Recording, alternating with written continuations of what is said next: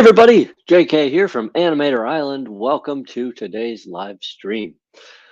Well, it's Friday and I'm feeling good. I think it's Friday. It's Friday, right? Uh, and I'm on the mend still. I'm walking around without any pain today, so that's a plus. So I thought, well, let's take advantage of the good health and do some live streaming. Today I'm going to fire up the iPad and see what we want to tackle because honestly, I didn't really give a ton of thought into what we're going to live stream about today. If anybody has any particular things that they want to talk about or do, by all means, let me know. We can talk about those things and do them.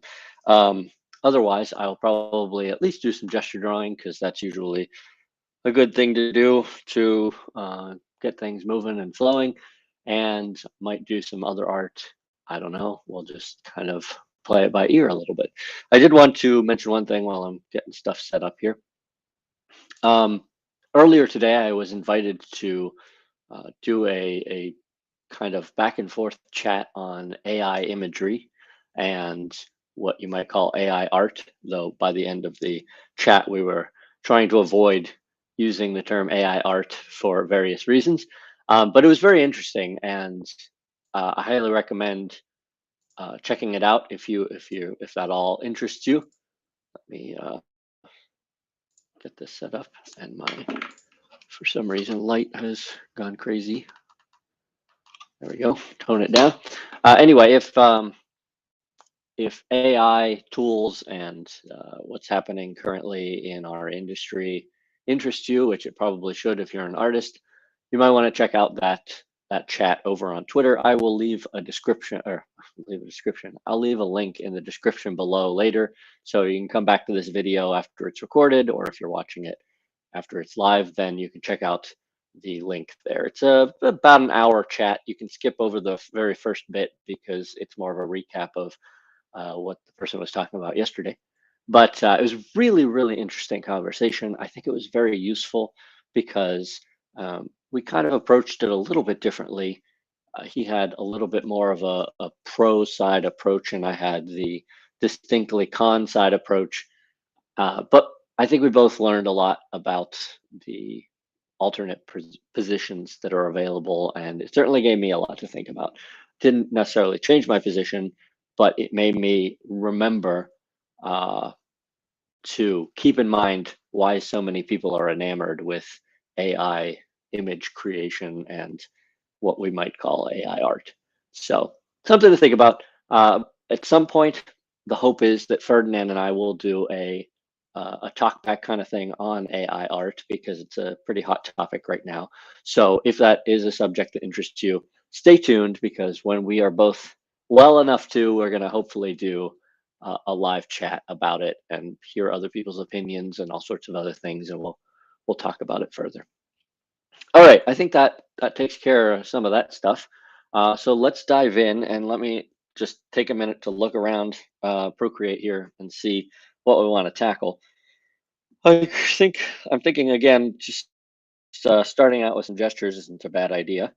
Um, I don't have too many other things set up. I could just start poking around into things, but let's start out with some gestures, and we'll go from there. These are the ones that I had done previously. I wasn't particularly thrilled with any of them, but it's coming along. I will maybe we'll take a quick detour first and talk about one other thing. This is something that I did recently. Let me get things set up here. Okay, the image here on the far left is an image that I pulled from one of my um, evening jaunts through Pinterest land a while back. I really liked that it had this sort of mannequin feel, but it was very sound structurally, and it was still stylized, but it had this nice effect of kind of just playing with straight up line and just a little bit of shadow without getting too involved in the details of it all. So I have a folder, not I guess not even a folder. I just have a bunch of images that I would like to try in that particular style. And I think that that's really useful because it'll push you outside of maybe your preferred style or your comfort zone. So I decided I would sit back and uh, try and learn from what this person did. Absurd Scandal says hi over in the chat. Hey, how's it going? Welcome to the live stream. Um, as I always say, and I don't know if I remember to say this time, feel free to chat away in the chat windows. I'll keep glancing over there. It's JBJ. Oh, well, hey JBJ, from Twitter. Welcome to the live stream. Glad you could swing by. So yeah, feel free to chat and ask any questions. Bring up any topics. I'm happy to chat away as we're working. But at any rate, going back to this piece, I wanted to uh, try my hand at this sort of mannequin limited palette, just kind of, I don't know exactly what I'd classify it as, but this sort of study. And so what I did was I pulled an image online from my reference photos, and I then, so this is the image I pulled. Then I proceeded, as you can see here in this dark drawing, to do kind of a gesture slash study of it, but stylize it a little bit. I kind of pushed proportions and things. And then I went over top of that and I created a slightly cleaner, what I would call tied down version of it. This isn't the final version because I'd like to go back and really clean it up and make it as sharp as this initial one over here. But you can see where I'm kind of going with that. And so I just bring it up because it can be a very useful exercise to try this sort of thing. Find a style that maybe isn't normally in your wheelhouse, and then play around with it and see how it goes. But the other thing that I would love to point out here, which is something I don't do often enough, but really needs reiterated, is that uh, it's really important to keep in mind that the final pretty images that you see online that artists do are not the first attempt. They're almost never the first attempt. There is so much tweaking and so much rough work that happens before that stage, which you can see in the darker version to the left here, before you get to something a little more finished. And then hopefully I'll take that to an even more polished state. And that's the thing that you'll probably see mostly, people post that final beautiful image that you're like, oh, how did they do that? Well, they did that by spending a tremendous amount of time just refining and refining and refining. And that's what it takes. And that's one of the things we kind of discussed a little bit about in the live stream that I talked about earlier today, or not live stream, live chat. We talked about with AI art or AI image generation, you lose a little bit about that journey, right? You as an artist aren't doing the iterations. You're not doing the constant fixes. Instead, you're essentially letting a computer do those things for you, and you're just kind of picking and choosing out of what they give you. So it's a very different process. And whatever you might think about it, it's just kind of important to recognize and acknowledge that it's a very different process. And you're not going to get the same things out of doing something like that. You're going to get possibly even a better outcome, but the skills that you build through constantly redoing a piece until it's really great, you're gonna miss. You're not gonna get. So something to keep in mind. All right.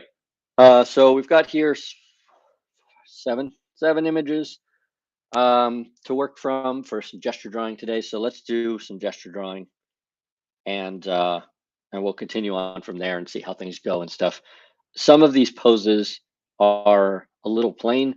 This first one that we're going to work on, I mean, it's elegant and lovely, but it's not very necessarily dynamic in sense of movement and things. This is more of a very still pose. So a reminder again that those sorts of poses are going to be hard. So as we start with this one, we recognize that these are harder poses to do because there's not a ton of movement, and you have to deal with the that when there's less to push, then it becomes harder to determine what it is that should be pushed, right? If you have a character like drawing a sword or lunging forward or something, you know where the action is, you know where the power and the force is. When it's something like this, it just feels, it can be very easy to accidentally get this to be really flat. So let's give it a whirl anyway, and because we got to warm up somewhere. So we'll go ahead and get our baselines in, and then we can keep tweaking things and go from there. And again, I'm not doing a direct study of this. Um,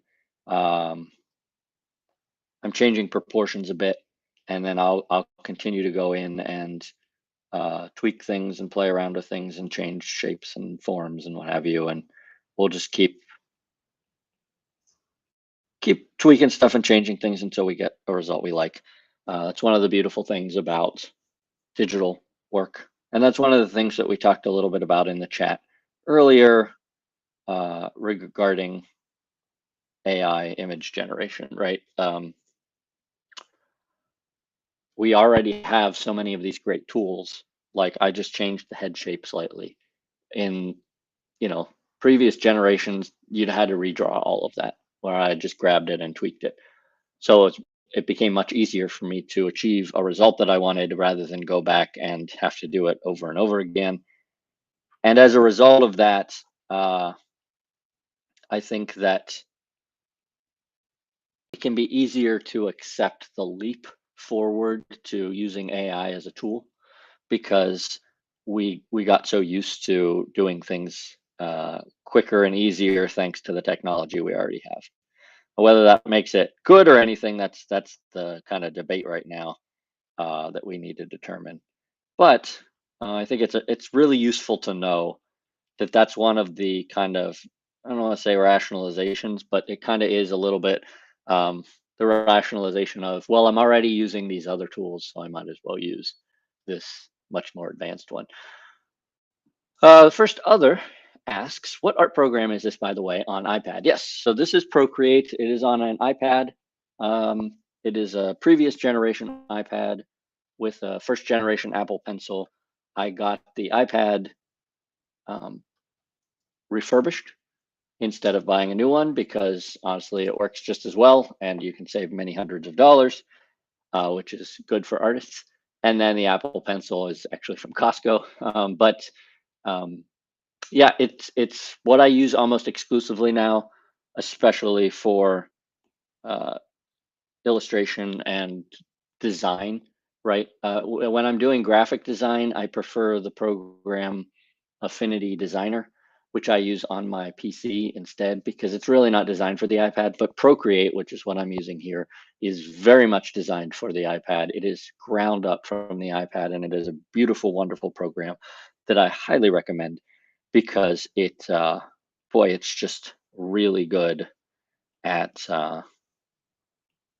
flow and at um, it does what you want it to do. I've never really had to fight Procreate at all, whereas some programs, I'm looking at you, Adobe Illustrator, I've had to fight pretty significantly just to get it to do what I want it to do. That's one of the reasons I don't use Illustrator anymore, because it was just a pain in the butt. Um, but Procreate is just, oh man, it's what you want programs to be. It's like the thing that when technology helps you to do your job better, that's why you want technology, and that's what I think Procreate does really well. It's just really nice regarding that sort of thing. So definitely recommend it. Um,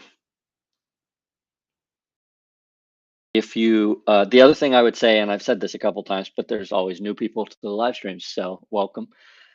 The iPad naturally, in its out of the box state, has a screen that I did not like drawing on. So if you ever tried out an iPad with an Apple Pencil and you didn't enjoy it or it didn't feel right, you may want to try one that an artist owns that they put some sort of screen cover on, whether that's they're called paper-like screen cover, which makes it feel more like paper, or the one I have is actually more of like this plasticky that just gives it a little more tooth. I find that that makes all the difference in the world because when I was um, just learning, or when I was testing out the iPad initially, I was like, I don't think I really like this. Um, it doesn't feel right. It doesn't have a good flow, things like that.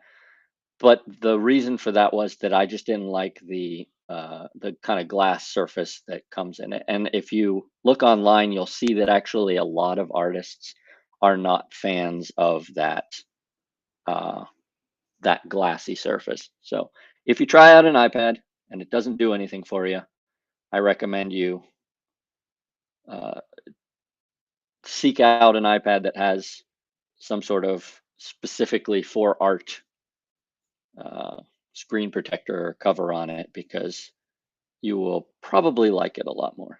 Not always, but probably. So, all right.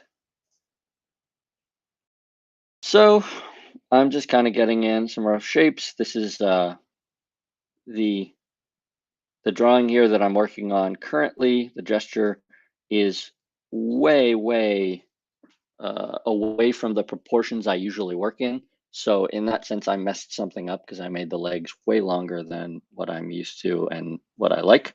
But that's okay because we're just kind of getting warmed up and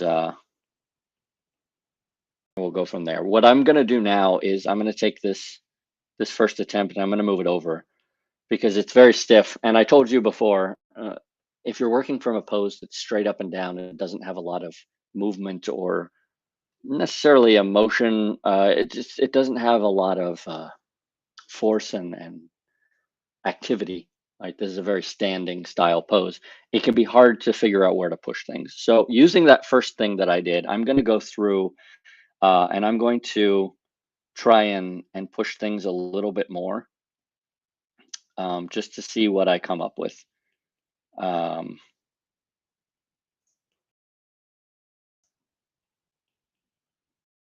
and forgive me for kind of not talking here for a second so that I can get this down.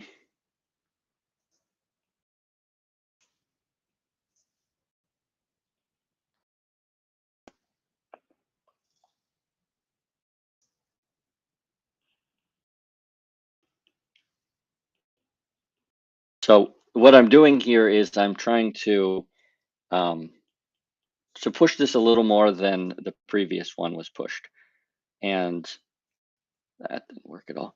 Um,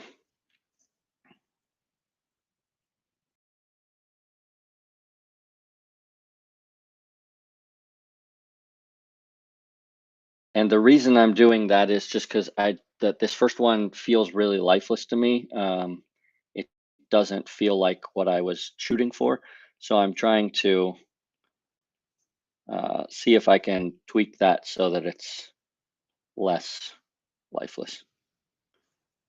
And I don't know if I will succeed, but we will try.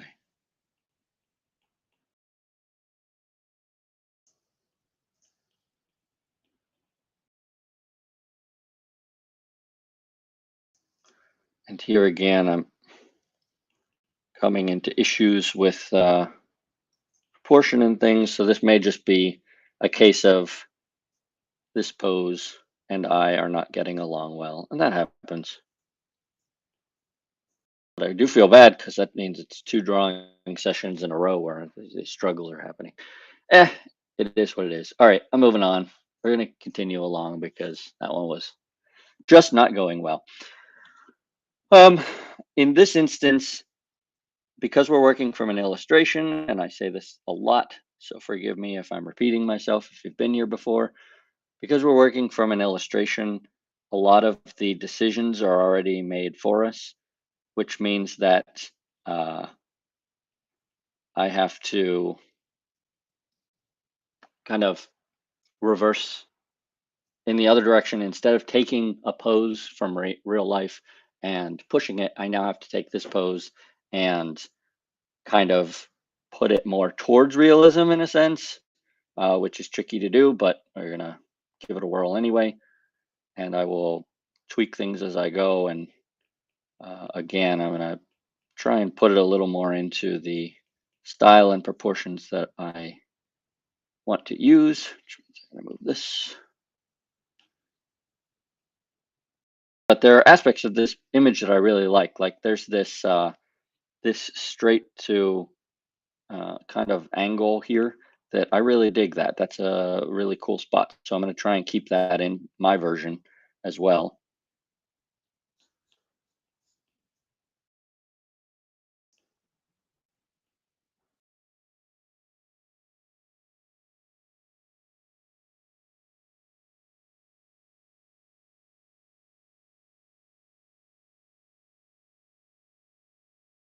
And then the back arm here, I'm not particularly enthralled with the silhouette where that hand is coming in the back there. I mean, it's okay, but it kind of complicates things.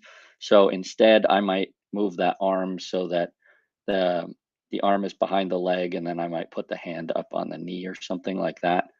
I don't know, just to change that so we can leave that this space right here as negative space. Just think it might work better. I don't know.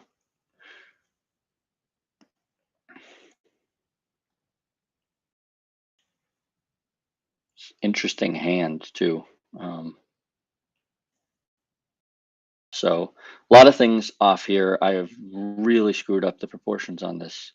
So let's fix it real quick. This should be down more, so we're not all over the place.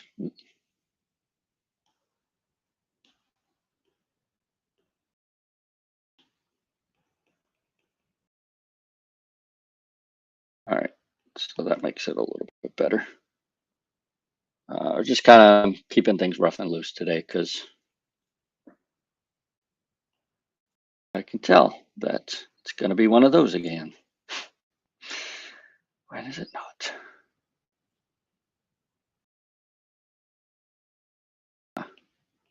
I have put the eyes far too high on that head, and that was probably because I was trying to do more copying than designing, and that'll just happen sometimes. So, all right, continuing along.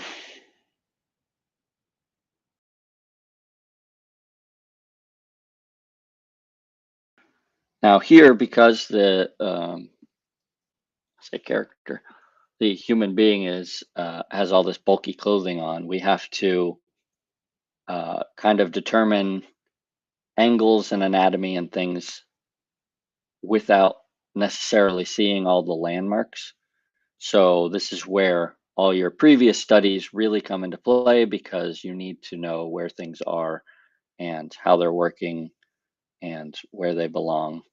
Otherwise, you run into the issue of just seeing a bunch of clothes and not knowing where the forms are underneath them.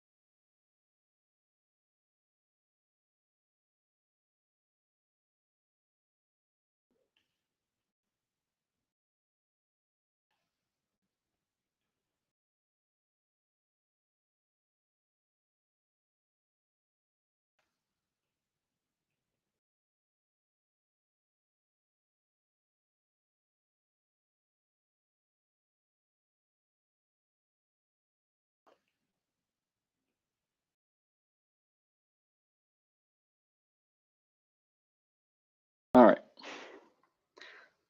So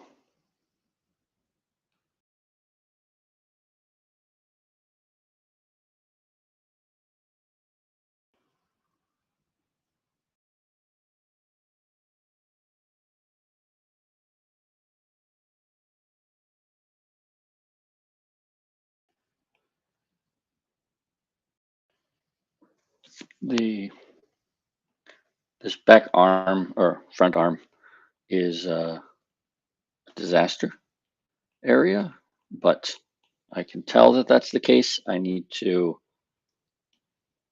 again bring in portions and things. This should be here more.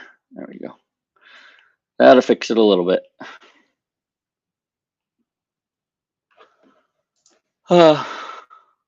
JP says, have you ever read Force Drawing by Mike Matesi? I think it's Matesi.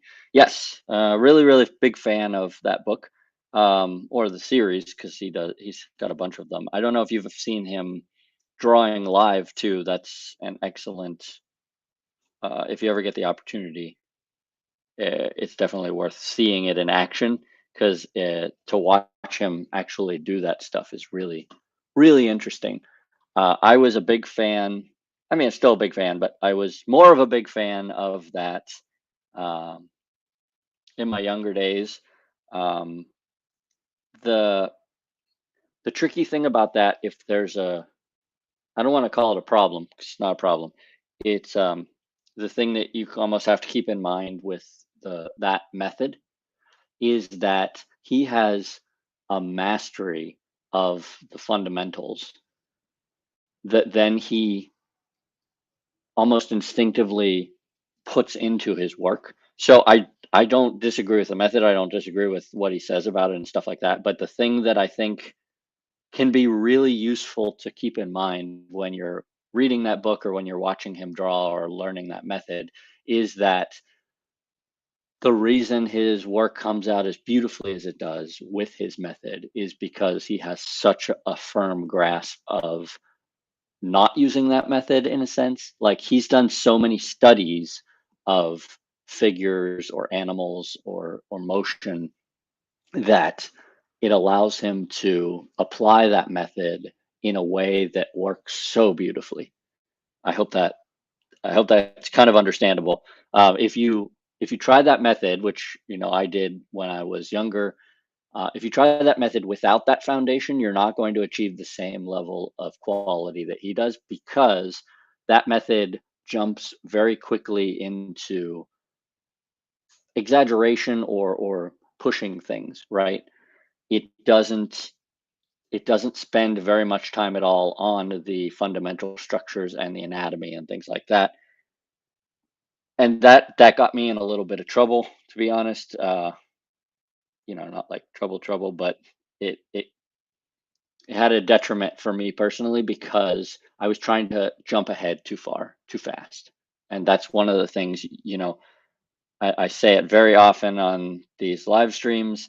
You have to you have to be very careful that you don't abandon the fundamentals before you go on to the fun stuff where you're really just pushing things and changing stuff and doing all those sorts of bits.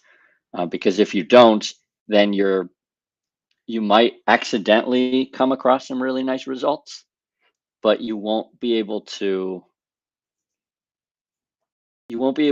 come to those results if you take away the fanciness, the it's not really fanciness, the necessarily method. That's probably a good way to look at it. If you have good fundamentals, you can use almost any method to achieve great results. And you can use some methods like the force method way better than some others, and it'll be great. It'll produce some really fantastic things. But simultaneously, if you don't have those fundamentals, then the method is going to uh, hold you back in a way. And you just have to be careful with that. I'm not saying don't use it. I'm just saying definitely be aware, be cautious, because that sort of thing, you don't want to shoot yourself in the foot by finding some great method you love and then using that as almost a crutch before you're ready to apply it well. But if it's good for practice, then absolutely you should use it for a little while and see how it goes. Just make sure you keep trying different stuff because uh,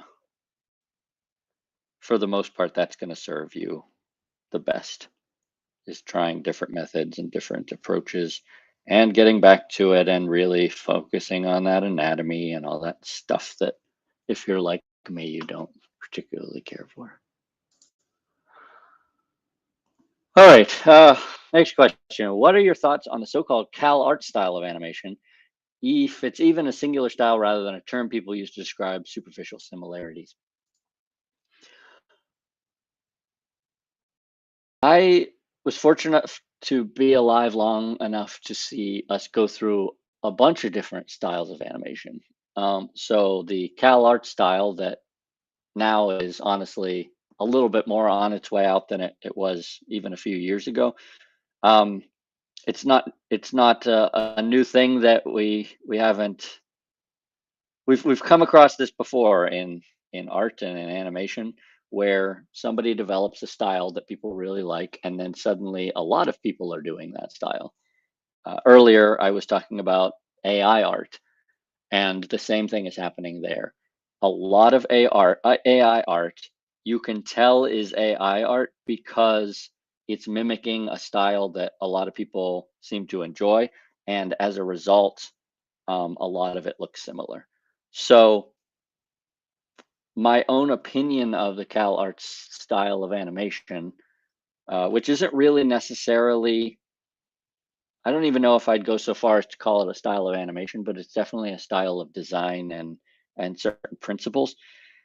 My own opinion of it is that, you know, a lot of people like it, and it's appealing.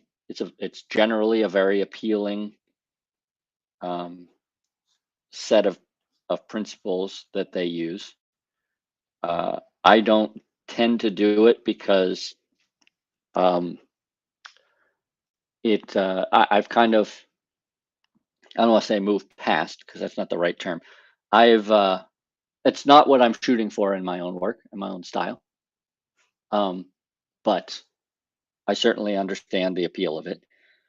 Where I always struggle a little bit as an artist or as a critic of art, I guess, is when something becomes so popular that it's all we get, right? And that is exactly where I'm struggling most with AI art right now. Uh, we are we are getting so much art that looks so similar, not on a superficial level, but on a fundamental level, because we are now regurgitating the same thing over and over again. And so, as I've mentioned in the past, one of my daily activities at night is to go through Pinterest and just spend some time looking around and seeing what people are doing so that I can get a good picture of what's happening, right, in art and digital art and things.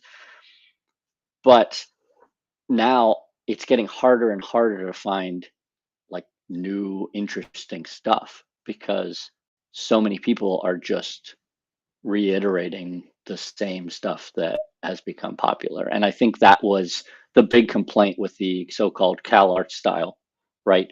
People were doing it so much that it was like, hey, where's the originality? Where's where's the new interesting stuff that we want to see? Um, but because it was popular, they had less reason to do original, interesting stuff. This one turned out better, I think. It still got issues, but um, so we just have to, as artists, we have to always be careful that we're pushing things at least a little bit sometimes to our own points of view, so that uh, we're not just rehashing the same old things over and over again. It's okay to learn from people who came before us, and we should, and it's good to do studies and things. But if we start trapping ourselves into just being, glorified copy machines, then we we have problems. It becomes an issue. So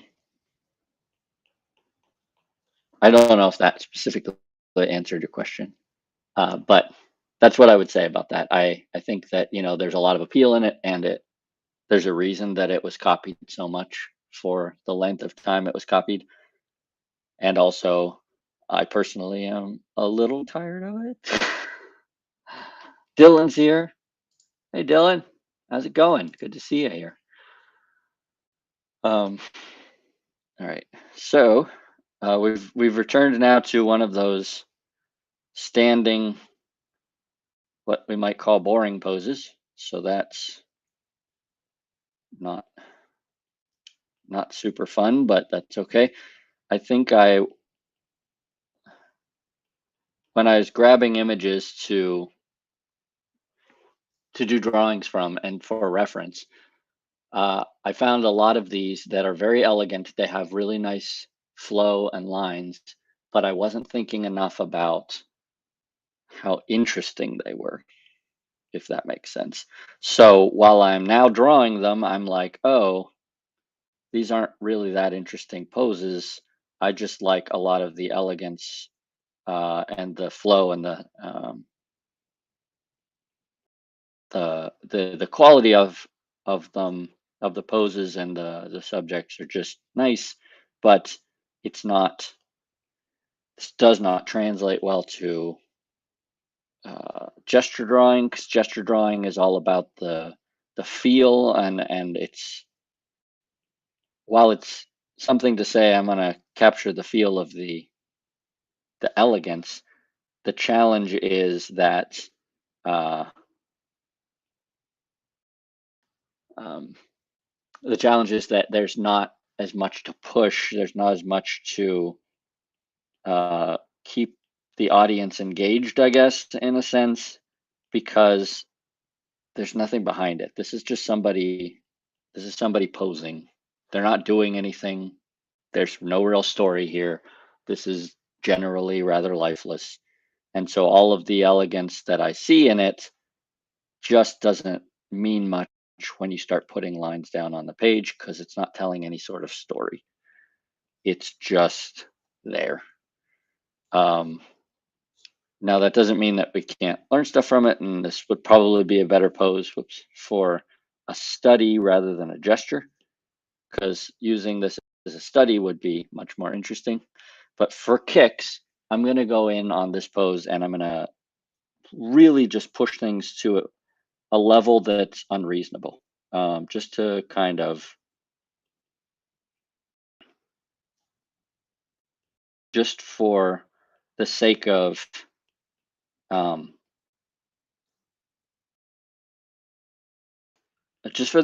like trying to not be so stiff and lifeless, because I'm just, it's feeling bad because of uh, how stiff and lifeless it is. So I want to try and fix that by just doing something a little crazy. So I'm going to just do something a little crazy here for a second.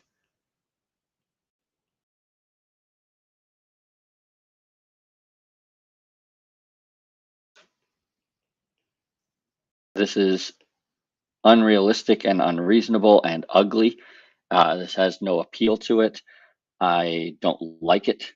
I am doing this to try and break something in my own head, to get out of the stiff and lifelessness of the pose and different things. So that's why this one is weird and awful, because I'm just trying to not have it be so stiff or so, but it's hideous, obviously. All right, we'll go up to this one, two more, and then we'll figure something else out. JP says, any books you would recommend? Uh, Give me a little more than that. How's that? Is there a particular topic of book that the books would relate to? Are you talking art in general? Are you talking drawing? Within drawing, do you mean gesture drawing? Do you mean anatomy? Do you mean cartoony kind of drawing? That sort of thing. So it would be useful to have a little more info there. While you're thinking of what you're specifically asking about, philosophy, I've got a lot of good philosophy books to recommend. Um, Let me talk about Evan's comment here. Evan says pushing the pose is difficult. It may look better at times, but you also risk messing up anatomical proportions and mechanics. Agreed. Um, that's the thing, right? That's the balance that we have to find as artists, finding what we push and what we don't, and keeping that realism and that solidity of the form and the figure, while trying to make sure that um, we're making it interesting, because we need what we do to be interesting. Otherwise, what's the point? I mean, nobody wants to do boring art and images. It's not useful. It doesn't do anything for anybody. It doesn't tell a story. It doesn't make us feel something, or think something, or wonder about anything. So we uh, definitely want to try and find that balance between pushing a pose versus, keeping things more true to life and that sort of thing. Now, I will say this.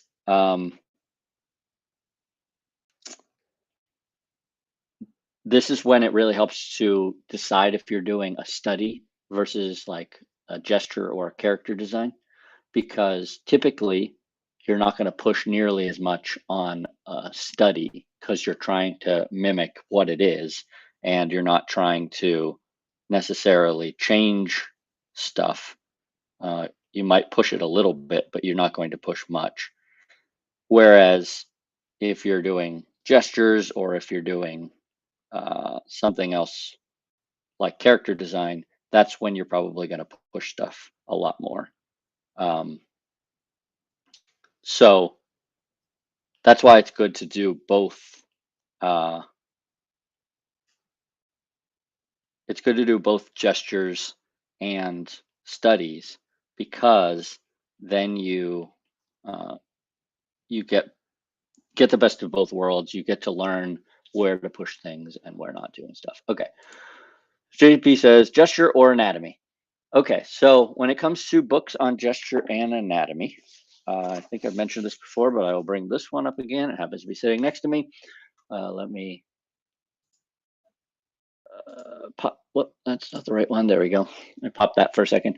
So this book, Movement and Form, by Samantha Youssef, is fantastic, and this is one of my highest recommendations when it comes to things like gesture and fundamentals, and even some anatomy. She, I believe, is supposed to be, or still is, or I'm not exactly sure what's happening with it, but she's working on a second one, which is all about anatomy. And I would imagine that I will recommend that one when it comes time to, uh, when it's out. But for now, I can't really talk about that one. But this one, for in terms of gesture and building form and things like that, definitely high recommendations from me.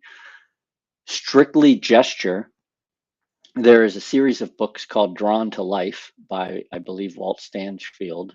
They're actually a collection of his notes.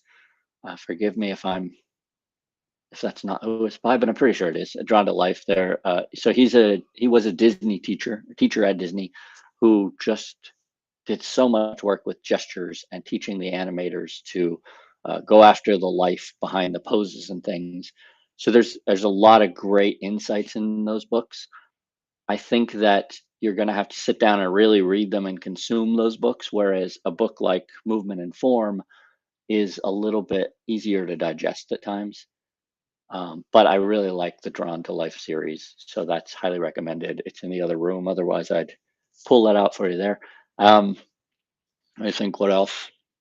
I have a whole stack of books on anatomy, human anatomy specifically, in the other room from the library. I have not really gotten through all of those, so I will chime in on them in a future live stream if you're interested, if one of them turns out to be great. Um, when it comes to something like anatomy, I find that it's not even really, how do I put this? Gesture is so much more about the theory and what's behind it, whereas anatomy is almost very scientific in a sense, right? Like gesture is less scientific. Gesture is more artsy and philosophical, and it's about the feel. Whereas anatomy is about structure and about what is. Like you might push anatomy, but you're not going to take, like the trapezius muscle and move it to the front of the face because that's wrong anatomy, right? Whereas you might do some crazy gesture that's out there and it works fine. So when it comes to like a book on anatomy, I think anything that is specific and accurate and works for you is going to be a better book than um, any particular recommendation of mine where I'm like, oh, well, this is good for X, Y, or Z reasons. Uh, I think that the most important thing when it comes to the study of anatomy is getting things right. Whereas I think that gesture is less about that because gesture is more about artistic decisions. So when you get a good book on gesture drawing, like Drawn to Life or like Movement and Form, you're learning from someone who has gone through this process of analyzing what makes gesture great or what makes movement great or that sort of thing. And when you're talking about strictly anatomy, then you're really more talking about is this correct? And if it's not correct, then it does you no good because you're not learning correct anatomy. I wouldn't go so far as to say you can't do a wrong gesture because I think that you could technically if it doesn't do what it's supposed to. But I can definitely say that you could be doing wrong anatomy, right? Because anatomy is something that's much more objective and much more specific, and you just need to be aware of that. Um, because if you don't have a good grasp of anatomy and fundamentals in that regard, it's just going to make your life so much harder.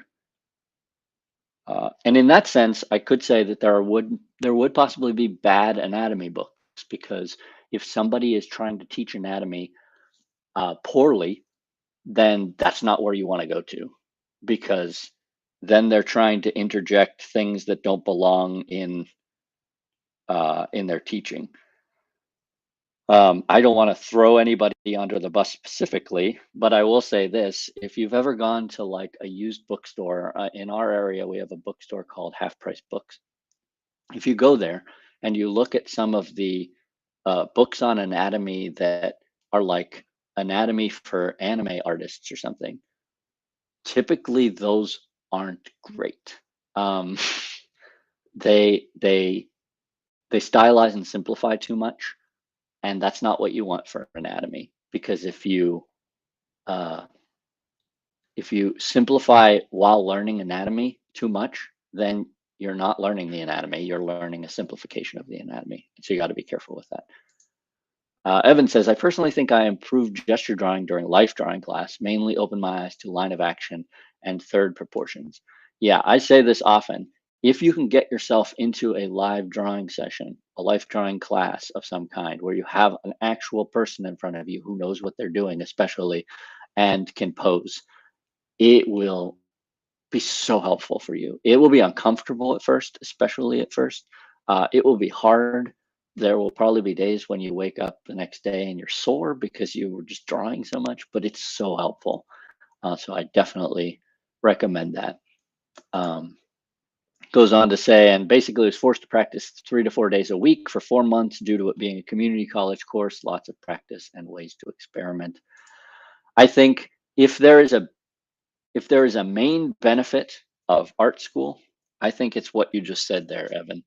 It is the fact that they make you practice, and then they assign you a grade. But really, honestly, the grade is less important because uh, mostly they're just making you do the work. And we don't, as artists, I don't want to speak for everybody, but for me especially, we don't always want to do the work, right? It's hard uh, to sit there and do this sort of thing for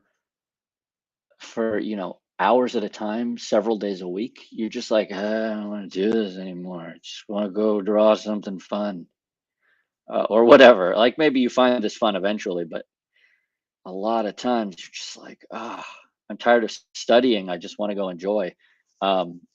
If you've played a musical instrument, you'll know what this means. You know that sort of thing, right?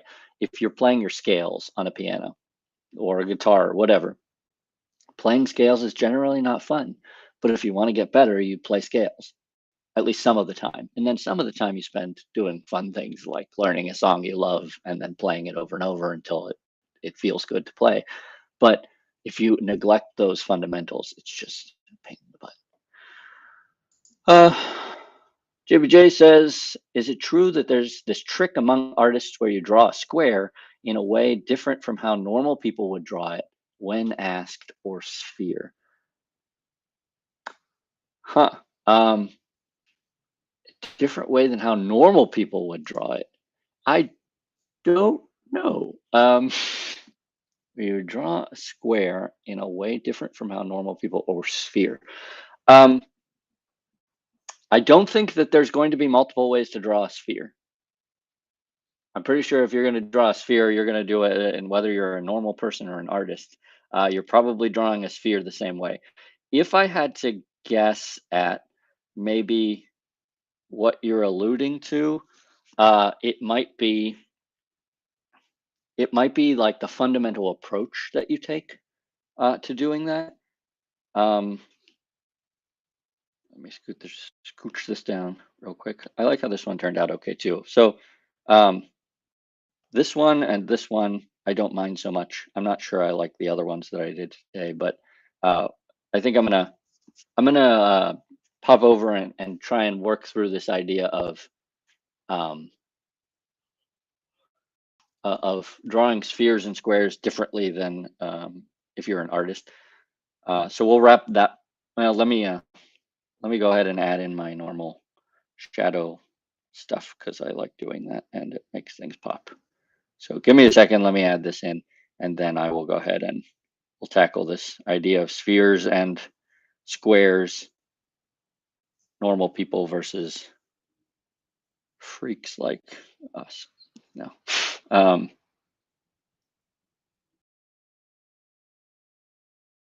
Right. So just to kind of add some dimension to it. All right. So let me go in and we'll start a new file real quick and let's talk about some fundamental drawing principles in related to artists versus maybe somebody who's not an artist. So when you're approaching drawing something as simple as a square or a cube or a sphere in terms of art, you kind of approach it two ways. First of all, as I just said, there's a difference between study and gesture. So if I'm doing a study of a cube, then I might be doing perspective grids, um, which forgive me because these are awful, but I might be doing perspective grids and really making sure that everything is fundamentally sound in terms of drawing so that I get an accurate cube to whatever it is that I'm working on. And this is a terrible cube, so forgive me for that, but you get the picture. So this would be like doing a study of a shape like a cube. And the same might go for a sphere and things like that, because you could then figure out where in this in this cube a sphere would go, and you're working on doing something very technical. But ignoring for a second the three-dimensional quality, if somebody is going to sit down and draw a square, they might, uh, basically do four straight lines like this, and they might call it a day and say, "Yeah, there's your square." When it comes to an artist doing a square, they might do the same thing. Another thing they might do is, and I apologize because you can't see me actually working. They might ghost some lines first, like they get their wrist and their arm in motion, before they actually put down a single line. And so that might be one of the key things that's different between somebody who would just sit down and draw a square and an artist. An artist is going to try and visualize the lines that they're going to put down first, or the shape that they're going to put down first, and then they're kind of like, if you've ever played golf, sometimes you do um, a golf, you try out your golf swings first before you actually hit the shot. It's similar to that with art. So, I might go in and try and figure out where I'm going to put that line. I might do a couple versions of that line, and um, I might do something like this, and then later I would go back and clean it up, or do my final lines over top. This is not always, but this might be something that I do, and so that might be a fundamental difference between what an artist does and a normal person. Blay mentions character movement tips, and I definitely want to get to that. Let me finish up what I'm doing here, and then we'll get to character movement tips. And JBJ says, I think he meant cube, not square. Yeah. So when it comes to things like spheres or cubes, one thing that artists tend to do when drawing is they'll think about the three-dimensional quality of it. It's hard to explain exactly what it feels like, but you're almost drawing around something instead of just a flat shape if you're working on trying to add form and dimensionality to something. So when I'm drawing a sphere, for example, I'm thinking about dragging the the pencil, or in this case, the stylus, around the edge of the sphere. I'm describing the edge of the sphere with line. I'm not actually drawing a line in my brain. This is how I kind of think about it. So when I'm putting down the marks on the page or on the screen, I'm literally trying to sculpt in my brain or on the page. And this is a weird thing because it's two-dimensional and it's just a line. But this is a fundamental difference that really helped me when I was coming up through art, when I was learning to draw better. Um, if you approach it in this way of that you're not putting down lines, you're describing a form, and it just so happens that you're using lines. If you think of it as sculpting, that's a fundamental difference between how a non-artist might approach it and an artist might approach it. Because an artist is going to, at least when it comes to things like spheres, they're not worried about the line, they're worried about defining this sphere, showing the sphere. Whereas somebody else who wasn't an artist might be like, oh, a sphere is a circle, so I will draw a circle. Um, and even if they draw a great circle, it's going to be fundamentally different in their head what they're doing on the page. The other thing is when we're working in art and we're doing something like a three-dimensional shape, that means that it has a surface. So right now I'm looking at this circle, which it's a circle on a page. But since my brain, I'm thinking of it as a three-dimensional shape, it means that I can then do the exact same thing I did by putting down um, a line or a bunch of lines on the surface of this sphere, right? So this line that I'm putting down right here, I'm thinking about how it comes around this actual three-dimensional form. And that's not perfect because I kind of messed it up there, but that's okay. It's you get the idea, and that allows me to put down many of those. So I would think about how a line comes up and around this form and comes, goes towards the back there and wraps around. Um, and you'll often see this as uh, kind of fundamental starting points to a face or a skull or something, right? Then they'll put the eyes on and the nose and the smiley. But one of the things that's fundamentally different between an artist and a non-artist is that they're treating this like a sphere in their brain, not like just a circle. And it's this weird flip that your brain makes at some point once you keep practicing it. Otherwise, you don't think of it as a sphere. You think of it as just this flat shape. And then when you're putting stuff on it, you're like, well, I'll just put stuff wherever and it's fine because I'm just kind of putting it on there instead of thinking about placing those things on the sphere itself, uh, which is, a fundamental difference between approach in your head. I hope that that helps some, and I hope that that kind of maybe explains what you're talking about regarding a difference between um, how you approach the drawing. A normal person is just going to put down lines and they're going to think in terms of those lines, whereas an artist tends to think that line is just a method for delivering uh, a description visually of the sphere or the cube or whatever it is. And then the next level up on art is taking that description and then making it as appealing as possible. And appeal is a really tricky subject to deal with. Um, we've talked about it in the past. It's just it's very vague and complicated and weird, but you want to make the shape as appealing as possible while still keeping that three-dimensional form. And the great artists can do that. And that's why if you look at someone who does some really great art, you will see that they have that quality to it where not only are they doing a really good job with the forms, but the shapes within the forms or the forms within the shapes are also beautiful. So, okay. Last thing we'll discuss, because we just passed an hour and this isn't a super long one. Let's talk about, because Blay brought this up last time, character movement tips.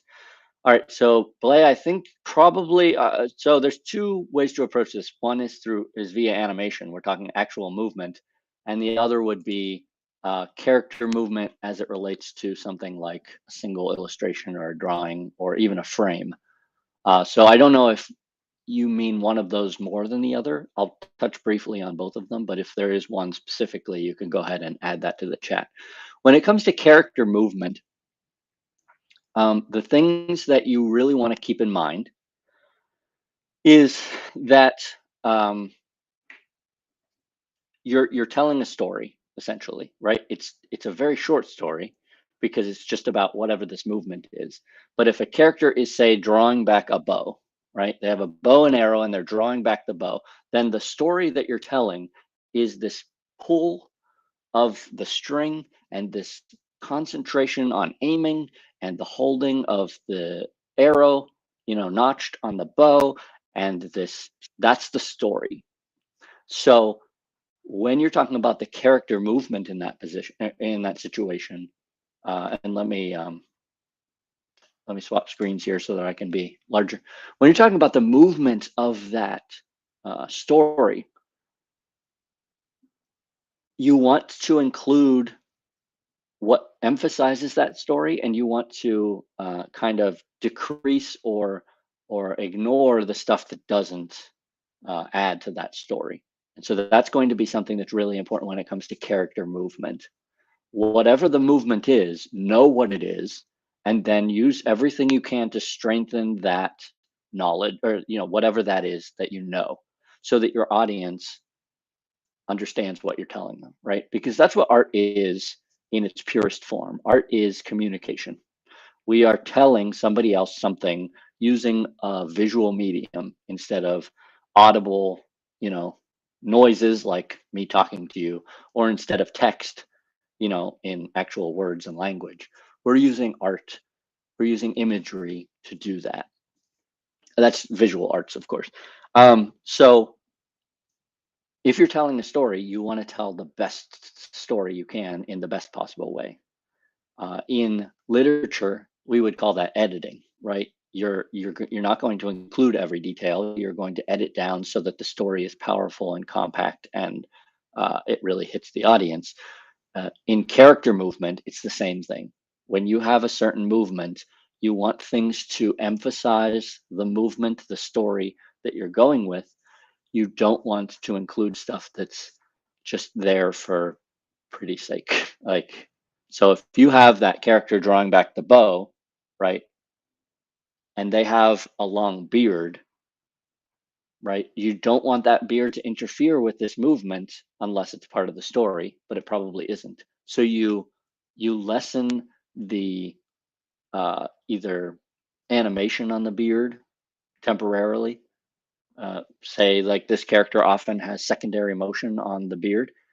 Um, or secondary action, then you would lessen that for this movement because you want the movement to be clear and it's not about the beard at that point, it's about the drawing back of the bow. Does that make sense? Hopefully. Um, so that would be tip number one. Know what the story is of the movement and then use everything in your power to emphasize what's going to tell that story and take away the stuff that's just superfluous. Just edit it out because it's not necessary. The other thing that I would say regarding character movement tips would be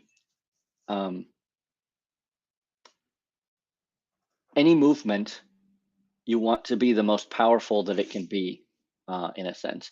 And I don't mean powerful, and I don't mean powerful like you want everything to hit hard, right? Sometimes you want something to be very soft, but you want it to be powerfully soft. You want it to be, um, boy, what's a good word for that?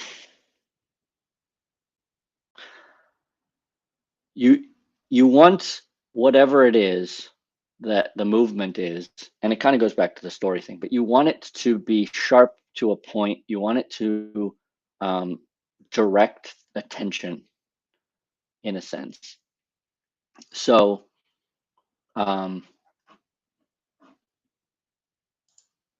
Azure says, also the archer could be strong or and confident or inexperienced and unsure of themselves. So the movement also describes the character's state of mind.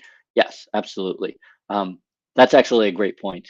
You want it to really reflect the character more than you do the actual movement itself. That's a terrific way of putting it too, regarding an archer being inexperienced or really good with a bow. That I think it was Ollie Johnson, maybe, who said, um, we're not really drawing drawings, we're drawing feelings or something along those lines. And so it's important to know what your character is thinking and tell that story through a movement too. Really good insight. I appreciate that. That's a good one. So going back to what I was saying, when you're talking about character movement, maybe drawing it will be useful. I don't know. It's a fuzzy thing that it's hard to kind of explain. Okay, so let me just deal with a shape for to start us out with. If I have this shape,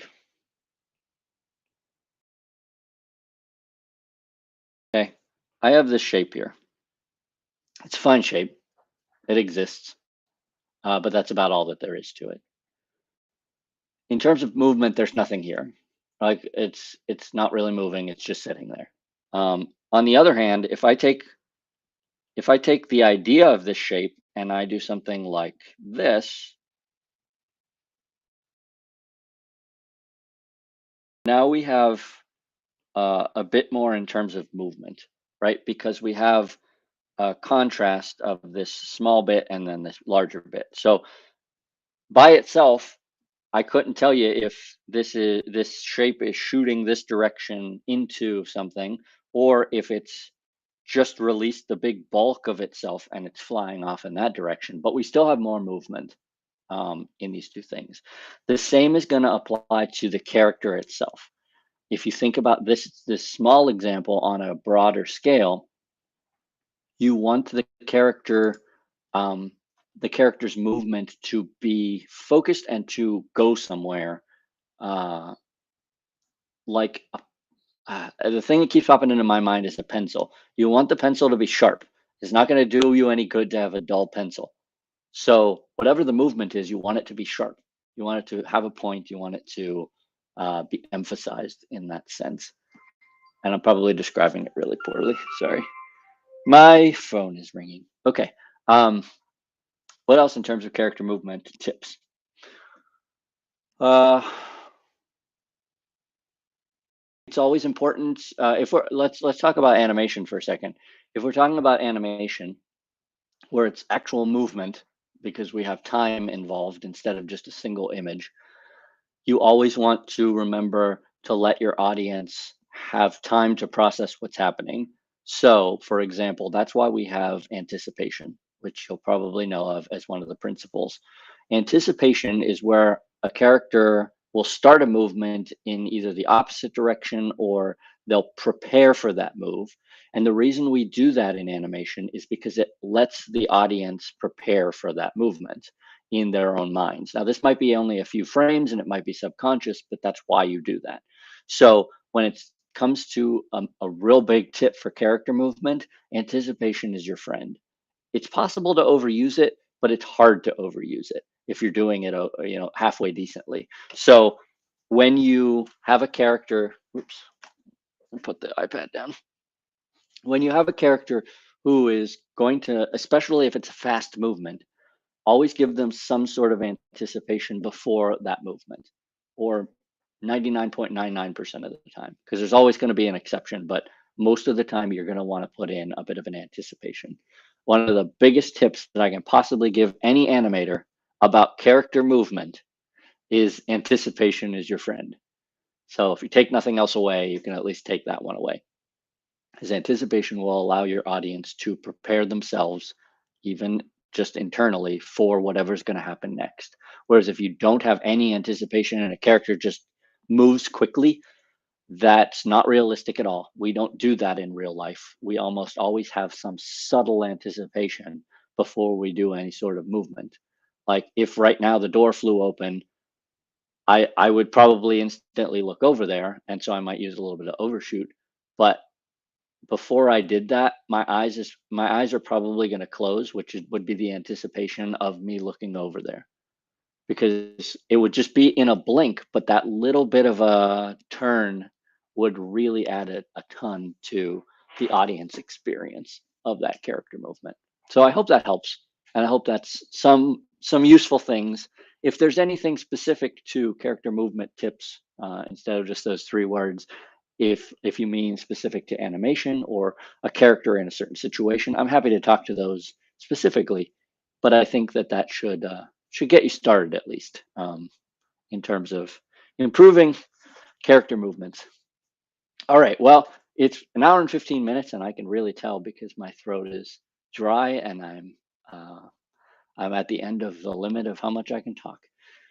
But I hope this was useful. Got a little bit of drawing in. I think I got 1 or 2 gestures that I'll put into my permanent file. I can show that real quick because it's been a while since I've talked about that. I have takeaway sheets. Where are we going? There we go. I have these takeaway sheets, which basically is where I put all of my gesture drawings, or at least the ones that are worth keeping. I put them into one file, and you can see that was just 1 page of them. I have this page of them. I have this page of them, and it just keeps going backwards to the earliest gestures that I was doing while keeping them. But I keep all these in their own files so that I can copy the gestures that I do into one place. And if I ever want to just do a drawing, I'll look through these gestures and find a pose that I like. Then I'll take that pose and use it as reference for whatever drawing I want to do. And it's a very good system. So I definitely recommend it. Uh, it can be really beneficial to you. And if nothing else, later, years from now, you can go into these files and you can see your own progress, because you'll look at those early gestures and it'll be like, oh man, I thought that was great at the time, but now it looks terrible to me. Or you might think, oh, that wasn't nearly as bad as I thought it was way back then. Stuff like that. And so that sort of review can be really useful. So the couple gestures that I did today that I think turned out okay will go into this file. That's what I'll do next. And then I'll just keep at it, move on to the next gestures. I might go back to a previous set of images and try and redo them so that they're better, things like that. But these are all really good practices to have, so I definitely recommend them. And I hope that it was interesting to check out, and I hope you got some insights into drawing and animation. Let's talk future. This will be the last live stream for this week, I'm pretty sure. Ferdinand is still a little out of commission, so he will be back when he can. But I'm going to plan on doing another gesture, or not gesture drawing. I'm going to try and do another live stream next week. And I might try and do what I consider a full live stream that dedicates itself to one topic. So I think the next topic we'll cover is probably facial proportions. I'm not 100% sure, but I think it's time to do that because I'm running into that problem in developing my own style. Now that I'm getting back into the art stuff after the health issues are over, I'm going to get back to trying to develop my own style. So we're probably going to do a live stream next week that'll be substantial and it'll be about facial features. So if you're, or not features, but proportions. So if that's something that interests you, make sure you subscribe to the channel, either on YouTube or one of the other places where we're streaming. And you can check that out when it happens next week. It might be Monday, it might be Tuesday, but it'll probably be Monday or Tuesday. And we'll go from there. So that's all I got for today. Thanks for swinging by, everybody. And we'll talk to you next time. Bye.